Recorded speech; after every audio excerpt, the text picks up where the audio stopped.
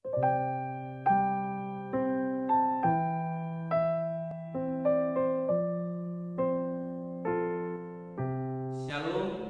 salam sejahtera bagi kita semua.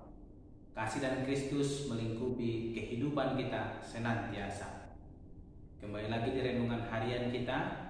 Mari kita memuji Tuhan dengan penuh sukacita. Kita bernyanyi Kasih dari Surga. Kasih dari surga memenuhi tempat ini. Kasih dari Bapa surgawi, kasih dari Yesus mengalir di hatiku, membuat damai di hidupku. Mengalir kasih dari tempat tinggi, mengalir kasih dari tata Allah Bapa, mengalir, mengalir, mengalir dan mengalir, mengalir memenuhi hidupku. Mengalir kasih dari tempat tinggi, mengalir kasih dari tata Allah Bapa, mengalir, mengalir, mengalir dan mengalir, mengalir memenuhi hidupku. Amin. Mari kita membuka Alkitab kita dari Kitab Imamat pasalnya yang ke-10, ayat pertama sampai dengan yang ke-11. Demikianlah firman Tuhan dengan perikop kematian Nadab dan Abihu. Kemudian anak-anak Harun, Nadab dan Abihu masing-masing mengambil perbaraannya, membubuh api ke dalamnya, serta menaruh ukupan di atas api itu. Dengan demikian mereka mempersembahkan ke hadapan Tuhan api yang asing yang tidak diperintahkannya kepada mereka. Maka keluarlah api dari hadapan Tuhan, lalu menghanguskan keduanya, sehingga mati di hadapan Tuhan. Berkatalah Musa kepada Harun, inilah yang difirmankan Tuhan, kepada orang yang karib kepadaku, kunyatakan kekudusanku, dan di muka seluruh bangsa itu akan kuperlihatkan kemuliaanku. Dan Harun berdiam diri. Kemudian Musa memanggil Misael dan Elsafan, anak-anak Uziel, paman Harun. Lalu berkatalah ia kepada mereka, datang kemari, angkatlah saudara-saudaramu ini dari depan tempat kudus keluar perkemahan. Mereka datang dan mengangkat mayat keduanya, masih berpakaian kemeja, keluar perkemahan seperti yang dikatakan Musa.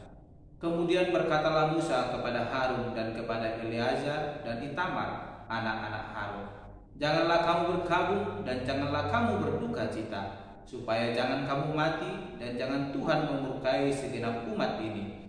Tetapi saudara-saudaramu, yaitu seluruh bangsa Israel, mereka lah yang harus menangis karena api yang menyalakan Tuhan itu.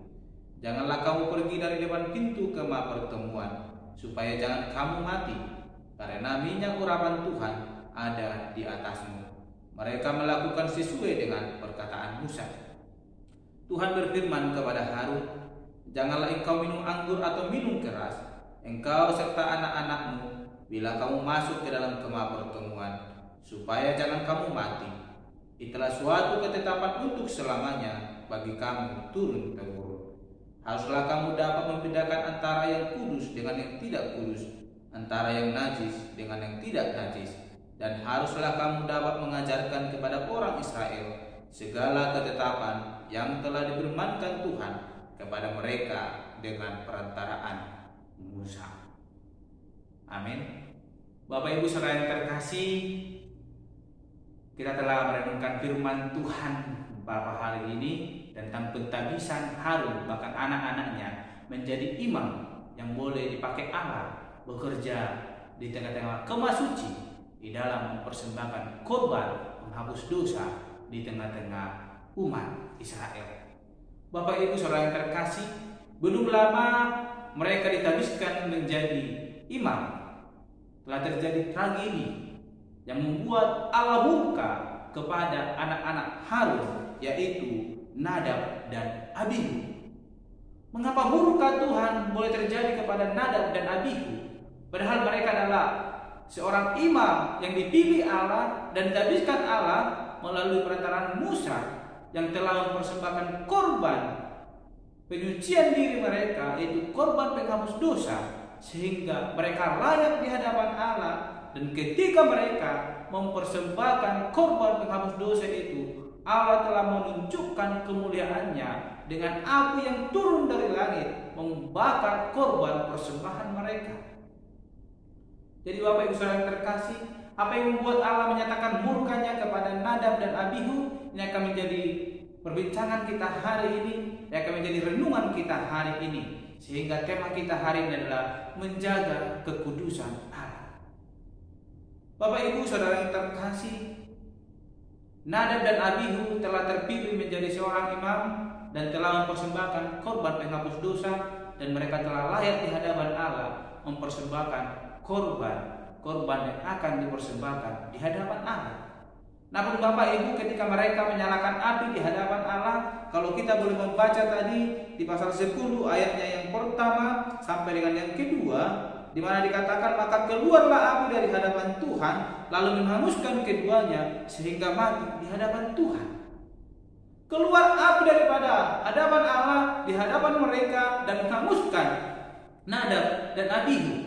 Hal ini terjadi karena ketidaktaatan atau kesembronoan daripada Nadab dan Abihu yang telah menyalakan api yang bukan daripada api Tuhan atau bukan atas perintah Allah, sehingga menajiskan kemah itu, sehingga Allah murka kepada mereka dan Allah membunuh mereka, mematikan mereka karena ketidaktaatan mereka, karena ketidakmauan mereka menjaga kekudusan Allah.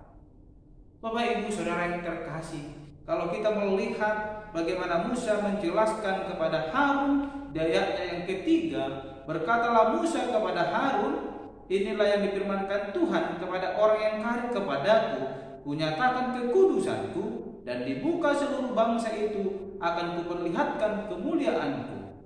Bapak Ibu Saudara yang terkasih, ketika kita menjaga kekudusan Allah, Allah akan menyatakan kekudusannya di tengah-tengah kehidupan kita. Ketika kita menjaga keakraban kita dengan Allah, maka Allah akan menyatakan kemuliaannya di tengah-tengah kehidupan kita. Sebagaimana Harun dan anak-anaknya ketika pertama sekali dilantik dan mereka mempersembahkan korban di hadapan Allah dengan menjaga kekudusan hidup mereka, Allah menyatakan kemuliaannya sehingga mereka bersorak-sorak ketika Allah membakar hangus persembahan yang mereka persembahkan.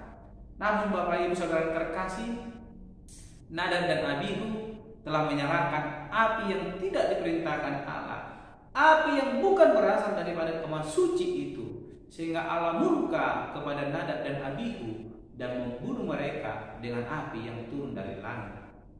Bapak Ibu Saudara yang terkasih, ada banyak konsekuensi yang terjadi dalam hidup kita sebagai orang percaya. Ketika kita berkata kita akan menjaga kekudusan kita, namun kita tidak serius menjaga kekudusan itu, kita telah membuat Allah murka kepada kita dan Allah akan menghukum hidup kita. Sebagaimana Nadab dan Abihu, walaupun mereka imam yang telah dipilih Allah, tapi ketika mereka melanggar kekudusan Allah, mereka dihukum Allah. Ini adalah suatu bukti ketetapan yang diberikan Allah, suatu bukti pembelajaran kepada umat Israel bahwa seorang hamba Tuhan pun yang telah dipilih oleh Allah, ketika melanggar kekudusan Allah, maka Allah akan menurunkan penghukuman bagi orang tersebut. Bisa jadi hukuman mati seperti yang dialami oleh Nadab dan Abihu. Bapak Ibu Saudara terkasih, mengapa hal demikian boleh terjadi kepada Nadab dan Abihu? Kalau kita boleh membaca di ayat yang ke-8 sampai dengan yang ke-9, dikatakan bahwa Tuhan berfirman kepada Harun, janganlah engkau minum anggur atau minum keras, engkau serta anak-anakmu, bila kamu masuk ke dalam kemah pertemuan, supaya jangan kamu mati. Itulah suatu ketetapan untuk selamanya bagi kamu turun-temurun. Bapak Ibu Saudara yang terkasih, inilah suatu perintah yang diberikan oleh Tuhan kepada Harun supaya dia tidak minum minuman keras.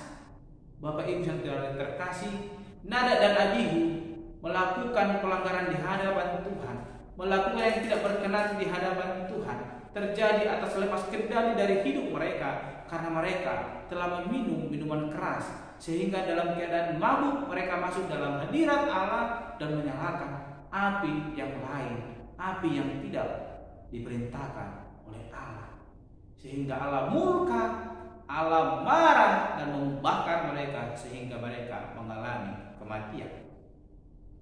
Jadi Bapak Ibu Saudara yang terkasih, kita sebagai orang percaya ada suatu pembelajaran bahwa hidup kudus harus tetap kita jaga. Kekudusan hidup perlu dijaga. Kita harus dapat membedakan mana yang diperintahkan Allah, mana yang dikehendaki Allah, sehingga hidup kita boleh berkenan di hadapan Allah. Jangan kita melakukan yang tidak diperintahkan Allah, maka Allah akan murka kepada kita. Sehingga firman Tuhan hari ini mau berkata kepada kita, mari Bapak Ibu, dalam segala tindakan yang boleh kita lakukan, mari kita lakukan dengan sesuai kehendak Allah, sehingga Tuhan berkenan kepada kita. Kemuliaannya dinyatakan, kekudusannya dinyatakan. Namun ketika kita mabuk oleh anggur, kita mabuk sehingga Allah tidak berkenan dalam hidup kita, maka Tuhan akan menyatakan murkanya. Kita akan mengalami hukuman yang telah disediakan Allah bagi setiap orang yang tidak mau taat kepadanya.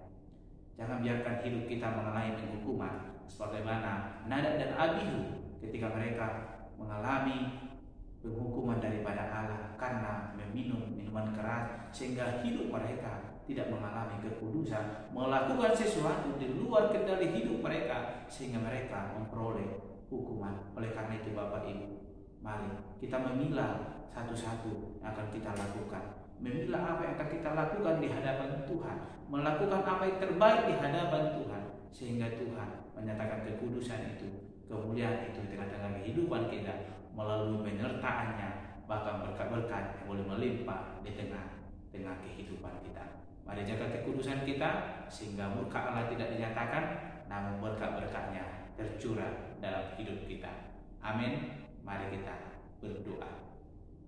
Bapa Surgawi, kami telah merenungkan firman Tuhan bagaimana Abihu dan Nadab telah dipilih Allah menjadi imam, namun ketika mereka tidak menjaga kekudusan di hadapan Allah, mereka datang mempersembahkan, menyalakan api yang tidak dikehendaki oleh Allah. Allah menyatakan murkanya kepada mereka sehingga mereka mati oleh api yang Tuhan nyalakan dalam kehidupan mereka.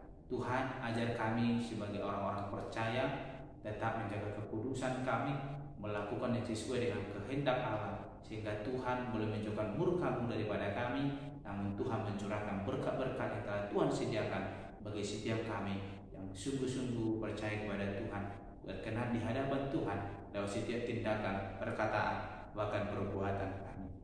Dalam nama Yesus kami berdoa. Haleluya. Amin. Shalom. Tetap jaga kekudusan kita. Selamat beraktivitas. Tuhan Yesus memberkati.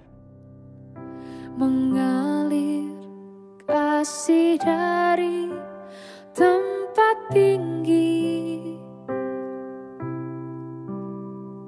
mengalir kasih dari tahta Allah Bapa, mengalir